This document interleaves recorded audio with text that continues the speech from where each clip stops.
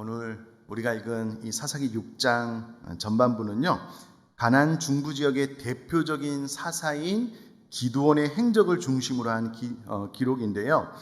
기드온이 미디안의 압제로부터 이스라엘을 구하기 위해서 소명을 받는 그런 장면, 그리고 미디안 연합군에 대항하여 출전을 준비하기까지의 과정 중에 미디안의 기드온의 내면에서 일어나는 어떤 변화들을 잘 기록을 해주고 있습니다. 잠깐 이스라엘 백성들 오늘 본문 전에 어떤 일이 있었는지를 살펴보면은요, 사사 에우시 죽자 이스라엘 백성들은 여호와의 목전에서 악을 행하게 되었고요, 하나님의 징계로 가나안 왕 야빈의 손에 넘겨지게 되어지고요, 20년 동안 학대를 받게 됩니다. 심한 학대로 인해서 이스라엘 백성들이 하나님께 부르짖게 되고요, 이에 하나님께서 여선지자 드보라를 세워서 이스라엘 백성들을 구원해 주셨고요, 그 이후로 40년 동안 이스라엘 백성들에게 평온을 허락해 주셨습니다. 그러나 그 40년이 지나는 동안 이스라엘 백성들이 또 하나님을 찾지 않고 우상을 숭배하고 타락하게 되므로 하나님께서 이스라엘 백성을 미디안 족속에게 붙여 징계를 하셨는데요, 이 미디안 족속은 이스라엘 동편의 사막 지역에 거주하는 유목민들이었습니다. 미디안 족속들은요, 이스라엘 백성들이 사는 가나안 땅에 상주하면서 이스라엘 백성들을 괴롭히지는 않았습니다. 다만 수시로 이 가나안 땅에 들어올 때요, 진을 치고 미디안, 아말렉, 동방 사람들이 연합해서요, 메뚜기 떼처럼 무수히 많은 사람들이 이 가나안에 살고 있는 이스라엘 백성들을 침략해서 곡식, 가축을 닥치는 대로 몰수해 갔고요, 이스라엘 가운데 먹을 것을 거의 하나도 남겨두지 아니하였을 뿐만 아니라 양이나 소나 나귀도 다 싸그리 잡아간 거예요. 이 7년의 학대 기간이 얼마나 심하고 고통스러웠는지 이스라엘 백성들은 미디안의 손을 피해서 산속으로 들어가서 웅덩이, 굴, 산성을 만들어 피했다라고 성경이 기록을 하고 있습니다. 제가 사사기 6장 2절을 한번 읽어볼 텐데요. 미디안의 손이 이스라엘을 이긴지라 이스라엘 자손이 미디안으로 말미암아 산에서 웅덩이와 굴과 산성을 자기들을 위하여 만들었으며, 무슨 말이냐면요, 성읍에 거주하지 못했다는 거예요. 이 말은 이스라엘 백성들이 정상적인 삶을 살지 못했다라는 겁니다. 그들이 산에서 웅덩이와 굴을 파고 그 안에서 식량을 감추고 또 그곳에서 살 수밖에 없는 너무나도 고통스러운 시간을 보냈다라고 기록을 하고 있습니다. 7년의 약탈의 기간 동안 미디안 사람들로 인하여 이스라엘 백성들이 궁핍함이 극에 달하는 거예요. 도저히 이대로는 살아갈 수 없겠다라고 느낀 순간 하나님 앞에 그제서야 부르짖어 기도하고 있는 장면이 6절에 나오는데요, 제가 한번 더 읽어보겠습니다. 이스라엘이 미디안으로 말미암아 궁핍함이 심한지라 이에 이스라엘 자손이 여호와께 부르짖었더라 라고 기록을 합니다. 이에 하나님께서 한 선지자를 통해서 이스라엘 백성들의 잘못을 지적을 하십니다. 너희들이 하나님을 떠났고 하나님께 순종하지 아니함으로 인하여 이와 같은 일이 생겼다라고 그들을 책망하지만, 그러나 그들의 부르짖음에 하나님께서 응답하셔서 기드온이라는 사사를 세워주셨는데요, 기드온을 언제 부르냐면 우리가 잘 아시는 대로 기드온이 미디안 사람의 눈을 피해서 포도주 틀에서 밀을 타작하고 있었는데요, 여호와의 사자가 그와 같은 기드온을 큰 용사여 라고 부르고 난 이후에 이 기드온에게 하나님의 사명, 이스라엘 백성을 구원시킬 것을 명하시게 됩니다. 여러분, 여호와의 사자가 기드온에게 큰 용사여 라고 호칭하게 되는데요, 사실 눈을 씻고 찾아봐도 기드온이 큰 용사였다 인정할 수 없어요. 그 기사를 찾아보면은요, 오히려 포도주 틀에서 숨어서 밀을 타작하는 모습뿐만 아니라 여호와의 사자가 그에게 나타나서 사명을 맡겨주었음에도 불구하고 기드온은 계속해서 내가 미약하다, 나는 부족하다, 소극적인 반응을 보이고 있는 것을 우리가 성경 말씀을 통해서 보게 됩니다. 그러므로 기도원의 모습을 통해서는 전혀 큰 용사의 모습을 발견할 수는 없어요. 그러나 그럼에도 불구하고 기도원이 하나님께 순종하게 되고요. 300명의 기도원 용사를 통해서 결국은 미디안을 물리치게 되고 정말 하나님의 말씀대로 이스라엘 백성들 가운데 평안이 찾아오게 되는 것이 사사기 6장 이후에 기록이 되어져 있습니다. 이제 오늘 본문 속으로 들어가서요. 하나님께서 우리에게 주시는 교훈들을 우리가 찾아볼 텐데 저는 말씀을 준비하면서 되게 흥미로웠습니다. 저에게 하시는 말씀이기도 하고요. 이 말씀을 잘 듣고 순종하기만 하면 하나님께서 저와 여러분들의 삶 가운데 놀라운 일을 행하실 줄 믿습니다. 확신 가운데 하나님의 말씀을 좀 나누려고 하는데요. 우선에 기도원 이름의 뜻은 나무하는 사람, 나무 자르는 사람, 벌목하는 사람입니다. 그는 므낫세 지파에 속한 아비에셀 사람으로서요. 요아스의 가장 어린 아들이었습니다. 기도원이 밀을 타작하고 있을 때에 하나님께서 기도원을 부르셔서 소명, 사명을 허락하시는데요. 통상적으로 밀은 넓은 평평한 마당 혹은 밭에서 타작하는 것이 일반적입니다. 그런데 왜 기도원이 포도주를 짜는 포도주 틀에서 타작을 하고 있었을까라고 질문을 해보면 이 포도주 틀은 보통 집안에 두었는데요. 대량이 아닌 소량의 곡식밖에 타작할 수 없었습니다. 그런데 왜 기도원이 이 포도주 틀에서 밀을 타작을 했을까라고 질문을 던져보면요. 미디안 사람들에게 발각이 되면 그 작은 곡식마저도 빼앗기게 되니까 미디안 사람들을 두려워한 나머지 식량을 뺏기지 않기 위하여 집안에서 그가 포도주 틀을 통하여서 밀을 타작하고 있다는 것을 볼 수가 있습니다. 이로보건대 기도원에게는요. 애당초 어떤 용기 혹은 담대함, 강함, 찾아볼래야 찾아볼 수 없는 그냥 보통 사람이 가지고 있는 연약한 모습을 기도원이 가지고 있었다라는 것을 알 수가 있습니다. 그런데 하나님의 사자가 나타나셔서 천마리가 기도원에게 큰 용사라고 호칭을 하는데요. 원어로 찾아보니까 큰 용사라는 말은 강한 힘, 강한 용사라는 의미입니다. 그러므로 기도원에 대한 호칭은 강한 용사라고 직역을 하면 더 적당한데요. 하나님께서 이런 연약한 기도원에게 너는 강한 용사다라고 부르고 있습니다. 여러분이 큰 용사, 강한 용사라는 말을 우리 세대뿐만 아니라 다음 세대 귀에 쏙 들어오게 번역을 하면 어떻게 번역을 할 수 있을까 고민을 해보니까는요. 슈퍼히어로라는 단어가 딱 맞는 것 같아요. 요즘 말로 하면 하나님께서 기도원에게 나타나셔서 여호와의 사자가 너는 슈퍼히어로다 이렇게 호칭을 했다라고 생각을 하시면 좋겠습니다. 자, 우리가 여기서 첫 번째 교훈을 받는 것 한 가지 주목해 봐야 될 것이 무엇이냐면 하나님께서 하나님의 사람을 부르셔서 사명을 맡기실 때요. 가장 먼저 했던 것이 무엇이냐면 그 스스로에 대한 인식의 변화입니다. 자기가 자기 자신을 바라보는 관점을 바꾸어 주신 것을 성경 곳곳에서 찾아볼 수가 있습니다. 여러분 모세가 떨기나무 불꽃 가운데 하나님의 부르심을 받았는데요. 나는 연약해서 할 수 없다는 거예요. 그러나 내가 너와 함께하면 그 모든 것들이 가능하겠다. 너 자신에 대한 인식을 바꿔야 된다라고 말씀을 하셨고요.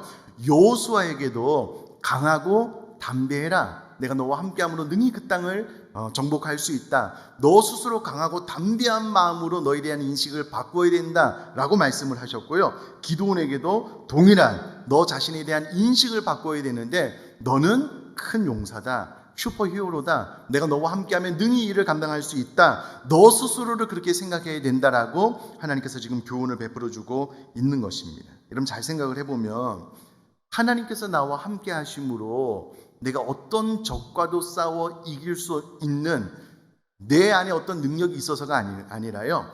하나님께서 나와 함께 하시면 하나님의 능력이 나를 통하여 발현됨으로써 내가 어떤 적군과 싸워 이길 수 있다. 나는 큰 용사다, 슈퍼히어로다라고 생각을 하면은요, 적군들이 메뚜기처럼 보여요. 내 눈앞에 있는 큰 문제들이요, 작은 문제로 축소되어서 보이게 되고요. 하나님이 함께 하심으로 말미암아 나는 큰 사람으로 인식의 전환 변화가 나타납니다. 그러나 나 스스로 큰 용사, 슈퍼히어로다라고 생각하지 않는 순간 눈앞에 보이는 모든 적들, 문제들, 상황들은요, 너무나도 거대하게 보이는 거예요. 그래서 그 앞에 오히려 내가 메뚜기처럼 보이게 되므로 싸움조차 하지 못하고 패하게 되는 거예요. 대표적으로 다윗을 들 수가 있을 텐데요.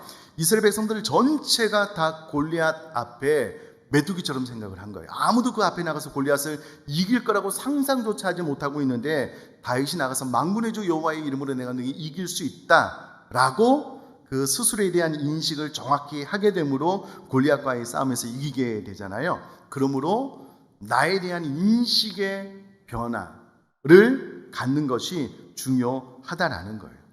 근데 여러분 기도를 보면은요, 너는 큰 용사다, 너는 슈퍼 히어로다 라고 이야기를 하고 있는데 기도원의 반응은요, 제가요? 에이 설마요. 제가 슈퍼 히어로가 될 수 있을까요? 아유 아닙니다. 어림도 없습니다. 그런 반응을 기도원이 보이고 있는 것을 본문을 통해서 볼 수가 있습니다. 그런데 이 인식이 점점 바뀌어져 가는 것도 오늘 본문을 통해서 볼 수가 있습니다. 자, 그렇다면 첫 번째 교훈은 이것인 것 같아요. 여러분, 내 안에 능력이 많아서 내가 큰 용사가 되는 것은 아닙니다. 내 안에 어떤 초월적인 힘이 있어서 내가 슈퍼히어로가 되는 것은 아니에요. 그러나 하나님께서 나와 함께 하시면 내게 능력 주시는 자 안에서 우리 모두는 모든 것들을 감당하게 될 줄 믿습니다. 그러면 이 인식, 이 믿음이 있는 것이 중요해요. 여러분 가만히 생각을 해보면은요, 세상이 너무 커요. 내 힘으로 이길 수 없어요. 내 앞에 있는 문제들이 너무 거대하기 때문에 내 힘으로 이길 수 없다라는 생각에 사로잡혀서 삶을 살게 되면은요, 단 한 번도 싸워보지 못하고 패배만 있는 거예요.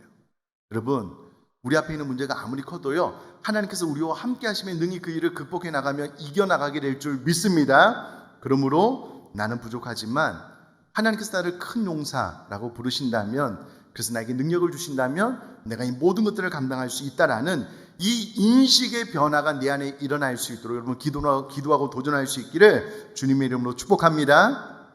꼭 그렇게 되시면 좋겠습니다. 자, 변화의 두 번째 요소를 또 본문을 통해서 찾아볼 수가 있는데요.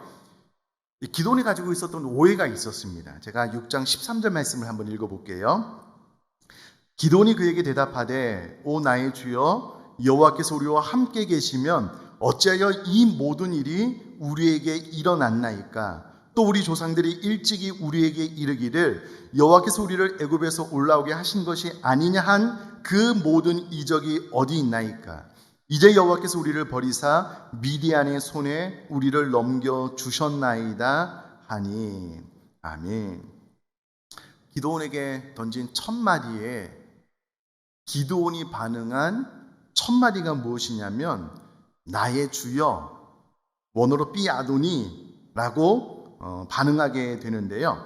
이 말을 원어로 그 어감을 찾아보면은요, 감정이 대체적으로 슬프거나 절망적일 때 이 단어를 사용했다라는 것을 알 수가 있습니다. 따라서 지금 기도원의 내적인 상태는, 감정은요, 자기 자신과 자기 민족의 상황이 너무나도 절망적인 거예요. 여호와께서 함께 계시지 않는다고 정확하게 자기 스스로 생각을 한 겁니다. 그런데 여호와의 사자가 나타나서 큰 용사여 여호와께서 너와 함께 계시도다라고 말을 하니까 어이가 없어서 삐아도니라고 나의 주여라고 부르고 있다는 것을 알 수가 있습니다. 이런 말이겠죠. 하나님, 이스라엘 민족이 미디안의 손에 넘겨져서 이처럼 어려움을 당하고 공고함을 당하고 있는데 정상적인 삶을 살지 못하고 산으로 도망하여 웅덩이와 구덩이를 파고 그 안에서 삶을 살아나가고 있는데 어찌 하나님께서 함께하고 있다라고 말씀을 하실 수 있습니까? 그것은 말이 되지 않습니다. 인정할 수 없습니다. 그런 말입니다. 자, 기도원의 말을 되새겨보면은요, 현재 나의 삶 가운데 어려움이 있으므로, 공고함이 있으므로 하나님께서 나와 함께하고 있지 않습니다, 이렇게 생각하고 있다는 거예요. 지금의 삶이 너무나도 어렵고 힘들고 고통스러운데 이것이 해결될 기미가 보이는 것이 아니고 이 어려움이 더 가중되고 있는 거예요. 더 쌓여가고 있는 거예요. 경제적으로 너무 힘들고 하늘이 막 무너져 내리는 것 같은데 솟아날 구멍이 보이지 않는 거예요. 그러니까 하나님 우리 민족에게 왜 이러십니까? 아니 하나님 나에게 왜 이러십니까? 이런 상황 가운데 하나님께서 나와 함께하고 계시다고요? 아니요, 인정할 수 없습니다. 이것이 기도원의 반응이거든요. 가만히 생각을 해보면 우리도 그렇게 생각을 할 때가 많은 것 같아요. 삶이 점점 나아져야 되는데, 개선되어지고 더 좋아져야 되는데 삶이 너무나도 어려워지는 거예요. 공고해지고 피폐해지고요. 정상적인 삶을 살아가지 못하는 거예요. 마치 이스라엘 백성들이 산에 올라가서 웅덩이, 구덩이를 파고 그 안에서 삶을 살아야만 됐던 것처럼 내 삶이 지금 무너져 내린다라고 생각을 하면 우리 또한 하나님께서 함께하고 있다라고 인정을 못하는 거예요. 그냥 그렇게 인정할 수 없습니다. 만약에 하나님께서 함께 하신다면 우리 민족에게 이와 같은 고통이 있을 수 있습니까? 만약에 하나님이 함께 하시다면 내 삶 가운데 이와 같은 고통이 있을 수 있습니까? 이 기도원의 대답이 나의 대답일 수 있을 것 같아요. 여러분, 가만히 생각을 해보면 여선지자 드보라를 통해서요, 이스라엘 백성들이 전에 40년의 평안을 누렸어요. 평안을 누릴 때 이스라엘 백성들이 하나님을 찾고 하나님을 갈망했는가? 아니었어요. 하나님을 떠났고요, 우상 숭배했고 하나님을 향한 갈망을 다 잃어버리고 죄를 짓고 타락하게 되었다는 거예요. 그럼 평안이 임할 때는 하나님이 함께 했다라고 믿었는가? 하나님을 신뢰했는가? 하나님을 신앙했는가? 아니라니까는요. 평안했을 때는요, 세상 쾌락을 쫓았어요. 그리고 나서 또 고난이 찾아오니까 하나님께서 함께하고 있지 않다라고 지금 기도원이 생각을 하고 있다라는 거예요. 그럼 우리도 그렇게 생각을 할 수가 있는데 사실은 그렇지 않습니다. 그럼 야고보서 5장 13절은 이렇게 이야기를 해요. 너희 중에 고난당하는 자가 있느냐? 그는 기도할 것이요. 즐거워하는 자가 있느냐? 그는 찬송할지니라. 하나님께서 우리들 가운데 평안과 즐거움을 주시면 찬양하라는 거예요. 반대로 우리에게 고난이 찾아온다면 기도하라는 거예요. 기도를 통해서 하나님을 찾으면 된다는 거예요. 고난이 찾아오면 하나님께서 우리와 함께하고 있지 않다라고 생각하지 말고 고난이 찾아오면 기도하면 된다는 거예요. 왜냐하면 사사기를 통해서 반복적으로 지금 하나님께서 우리에게 하시는 말씀이 무엇이냐면 기도하면 바로 응답을 주시거든요. 기도하면 사사를 보내셔서 이스라엘 백성들 가운데 평안을 주셨거든요. 기도하면 된다라는 거예요. 나에게 고난이 찾아오므로 하나님 나를 미워한다거나 하나님께서 나와 함께하지 않고 있다라고 그렇게 오해하지 않으시면 좋겠습니다. 자, 그러면 어디로부터 오해가 출발이 되었을까? 그 단서가 있는데요. 13절을 제가 다시 한번 읽어보면 중간절 이후에요. 또 우리 조상들이 일찍이 우리에게 이르기를 여호와께서 우리를 애굽에서 올라오게 하신 것이 아니냐 한 그 모든 이적이 어디 있나이까? 자, 우리 조상들이 일찍이 우리에게 이르기를 말해준 것이 있다는 거예요. 직역하면 우리에게 자세히 말해 주었던 것이 있었다라는 거예요. 그러니까 기도는 출애굽을 직접 경험하지 못한 세대인데 조상들이 출애굽 당시 하나님께서 어떻게 일하셨는지 나에게, 우리 세대에게 말해준 것이 있다라는 거예요. 그런데 문제가 무엇이었냐면 그 지식적인 전달이 기드온과 이스라엘 백성들에게 신앙으로 자리매김하지 못한 거예요. 그냥 스토리, 이야기로만 전수되었을 뿐 그 부모님이 가졌던 하나님을 향한 신앙이 기드온 다음 세대에게 전수가 되지 못한 거예요. 그러니까 머리로는 알고 있는데 하나님께서 왜 우리들의 민족 가운데 이와 같은 일을 행하셨는지, 아니 좀 전에 선지자가 나와서 야, 너희가 하나님의 명령에 불순종해서 이와 같은 일이 생겼다라고 이야기를 했는데 그는 기드온이 듣지도 못한 거예요. 이해도 못한 거예요. 여기서부터 오해가 생긴 것 같습니다. 여러분, 우리도 그런 것 같아요. 우리 부모님이 성경의 스토리를 들려줄 때 단순히 이야기가 아니라요, 그 안에 신앙을 전수를 해야 되는데 부모님의 신앙은 오간데 없어요. 그냥 스토리만, 이야기만 전달해 주면은요, 하나님을 향하여 오해할 수 있는 소지가 얼마든지 있습니다. 제가 생각을 해보니까는요, 이런 경우일 것 같아요. 부모님이 자녀들에게 우리가 기도하면 하나님께서 반드시 응답해 주셔. 기도하자. 자녀들이 간절한 마음으로 기도했는데 응답이 안 되는 거예요. 하나님은 살아계시지 않다. 오해하게 되는 거예요. 그러니까 두 가지 예만 드릴까요? 예를 들어서 사랑하는 애완견이 너무 아파요. 자녀들이 정말 눈물로 기도해서 하나님 반드시 좀 살려달라고. 애완견이 죽을 수도 있잖아요. 나이가 들어서 죽거나 병으로 죽을 수 있잖아요. 죽었어요. 혹은요, 부모님이 늘 싸워요. 어린 자녀가 초등학생이 하나님 앞에 그 밤에 침대에서 눈물로 하나님 앞에 기도해서 하나님 우리 부모님 두 번 다시 싸우지 않게 해달라고 간절한 마음으로 기도했어요. 다음 날도 부모님이 싸우네요. 하나님께서 기도를 응답해 주시지 않는다라고 그렇게 생각할 수 있어요. 오해. 이게 부모님이 지식은 전달을 했는데 신앙, 그 기도를 하나님께서 yes, no, wait, 좀 기다려라 그럴 때가 있는데 그 모든 것들을 다 가르치고 또 부모님이 하나님의 응답이 지연될 때 하나님을 신뢰하는 신앙의 모습을 보여주지 않은 거예요. 말로만 가르친 거예요. 이런 오해가 오늘 본문 안에도 있었다라는 것을 알 수가 있습니다. 그러므로 좀 곁다리 교훈이지만은요, 신앙은 단순한 지식의 전달이어서는 안 됩니다. 부모님이 가지고 있는 믿음 신앙을 깊이 있게 전달을 해야지만 이와 같은 오해를 갖지 않을 수 있다라는 거예요. 어찌되었던 기드온이 오해를 가지고 있는 거예요. 계속해서 14절 말씀 제가 읽어보면은요, 여호와께서 그를 향하여 이르시되 너는 가서 이 너의 힘으로 이스라엘을 미디안의 손에서 구원하라. 내가 너를 보낸 것이 아니냐 하시니라. 아멘.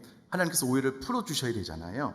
여러분 이 표현이 참 기가 막힙니다. 6장 14절에는요. 앞에는 여호와의 사자로 표현을 했었는데요. 6장 14절에 여호와께서, 왜냐하면 6장 13절에 기드온이 또 우리 조상들이 일찍이 우리에게 이르기를 여호와께서 우리를 애굽에서 올라오게 하신 것이다라고 그의 오해를 이야기하자 6장 14절에 여호와께서 그를 향하여 기드온을 향하여 말하고 계시다라고 이야기를 하고 있습니다.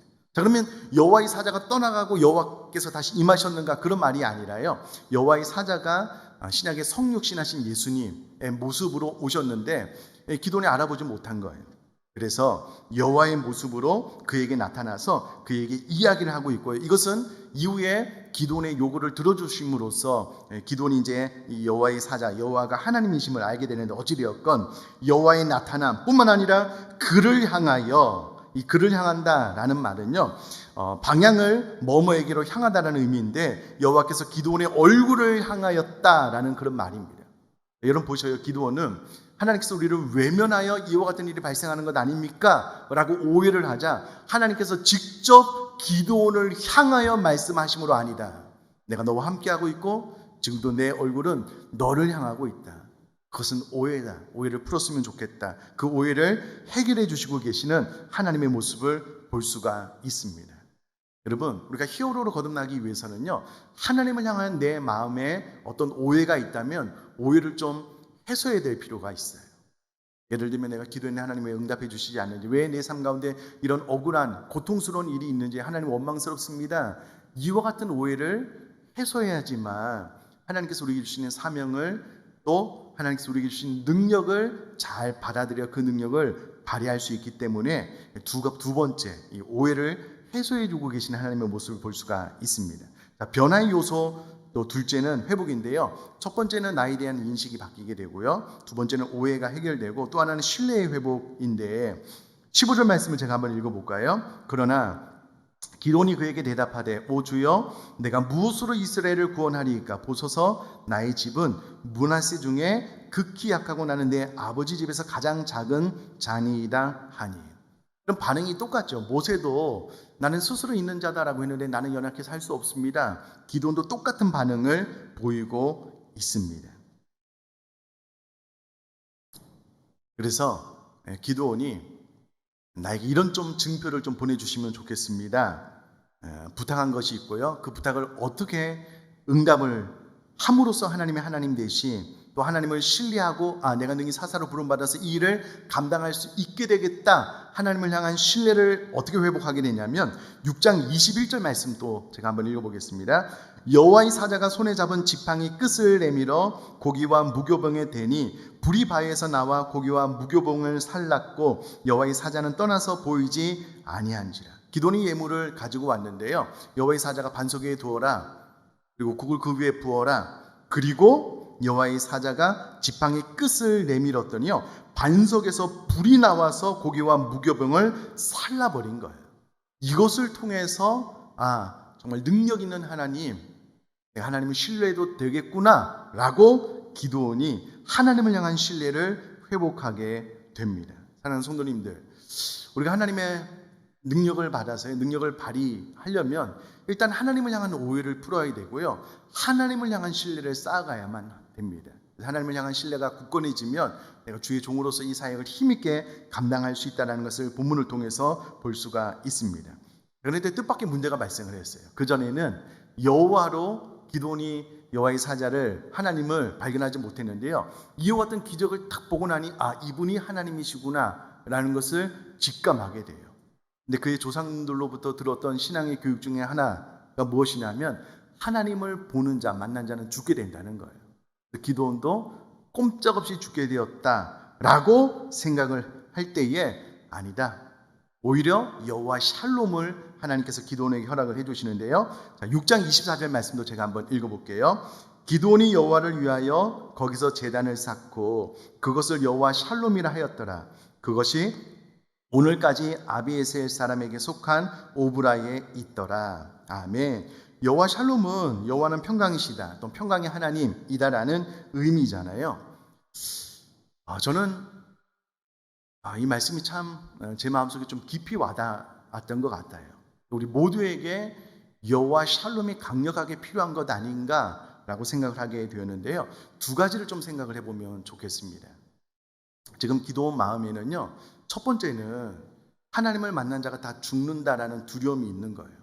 또 하나는 그가 이제 미디안과의 전쟁을 해야 되는데 미디안은 아무리 싸워도 이길 수 없기 때문에 7년 동안 산에서 웅덩이와 굴을 파면서 살았는데 이제 미디안과의 전쟁도 수행해야 되므로 하나님의 사자, 하나님을 만난 것에 대한 두려움과 전쟁을 앞두고 있는 두려움이 공존했을 거라고요.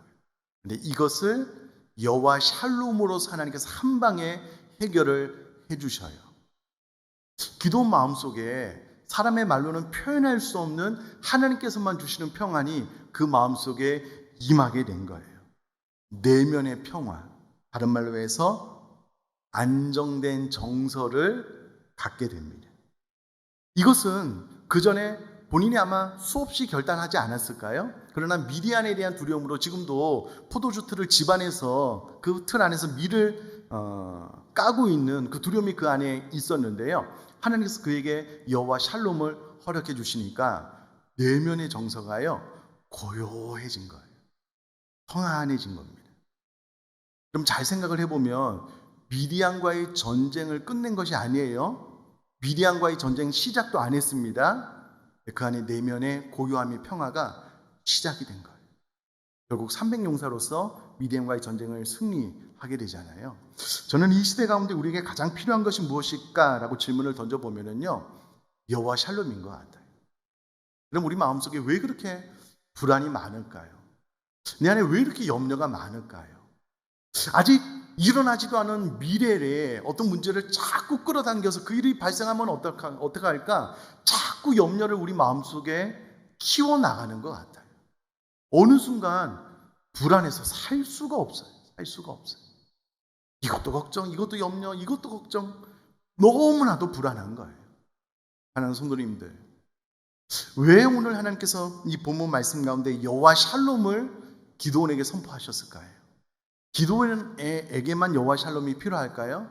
그렇지 않습니다. 오늘 저에게, 우리 모두에게 여호와 샬롬이 필요한 줄 믿습니다. 자, 그렇다면 기도원에게 여호와 샬롬을 허락하셨던 하나님 아버지께서 나에게도 여호와 샬롬을 허락해달라고 기도할 뿐만 아니라 이 내면의 정서가 고요해지는, 여러분 이 고요함은 나의 결단, 나의 의지, 이것이 나에게 필요해 라고 생각한다고 주어지는 것이 결단코 아닙니다. 하나님께서 내 마음 가운데 임하셔서 내가 너에게 평강을 허락한다, 여호와 샬롬으로 우리에게 임하여 주실 때만 우리 내면의 고요함과 평화가 자연스럽게 생겨나게 될 줄 믿습니다. 그렇다면 이 여호와 샬롬이 나에게 임할 수 있도록 하나님, 여호와 샬롬으로 내 영 깊숙한 곳에 임하여 달라고 기도했으면 좋겠고요. 이 여호와 샬롬을 경험할 수 있게 되기를 주님의 이름으로 축복합니다. 자, 가장 핵심적인 메시지가 남았습니다. 하나님께서 기도원을 용사로 부르셔서요, 슈퍼히어로로 부르셔서 이제 미디안과의 전쟁을 승리케 하실 텐데, 뜻밖의 의외로 기도원을 불러서요, 기도원에게 가장 먼저 하라고 하신 일이 있습니다. 그것이 사사기 6장 25절 말씀인데요. 그럼 화면을 보시면 좋겠고요. 제가 한번 읽어보겠습니다. 그날 밤에 여호와께서 기드온에게 이르시되 내 아버지에게 있는 숫소 곧 7년 된 둘째 숫소를 끌어오고 내 아버지에게 있는 바알의 제단을 헐며 그 곁에 아세라 상을 찍고. 그럼 지금 바알과 아세라 상이 기드온의 아버지 요아스 집에 있었다라고 이야기를 하고 있고요. 그의 아버지 집에 바알과 아세라 상이 있었다는 것은 기드온의 아버지 요아스가 우상 숭배에 그 누구보다도 가장 적극적이었다라는 것을 시사합니다. 근데 이 바알과 아세라 상을 찍어버릴 것에 대해서 명령하고 있습니다. 그러면 하나님께서 기드온을 슈퍼히어로다 라고 부르시고 난 다음에 가장 첫 번째 하라고 하신 일이 무엇이라고요? 그 가정 안에 있는 우상을 찍어 몰아내는 것.